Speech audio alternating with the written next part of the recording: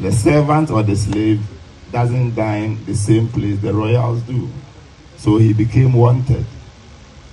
And with Osei Tutu's connection to Akwapim, he fled to Akwapim, where he met this great philosopher, Nana Okonkwo-Anokye. And mind you, because of Okonkwo-Anokye's miracles in Akwapim, he was also not loved by the people. And at that time, Akwapim people were also ruled by Akwemu. The Akwemu people, they know royalty, hierarchy, and they know warfare. So even today, every palace you go, you find Akwemuhene or Akwemuhema.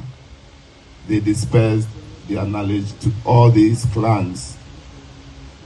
So when Nana Osei Tutu went to Akwapim, he met Nana Okonkwo-Anokye. They became good friends. And when he was there, he got the news that his uncle, Nana Obiri-Yeboah, had been murdered by the Doma people. So he was brought forth to Kwaaman to become the chief. Now, Osei Tutu has come. His first task is for revenge against the Doma people. But he had to unite them first. What Obiri-Yeboah started, Nana Osei Tutu had to finish.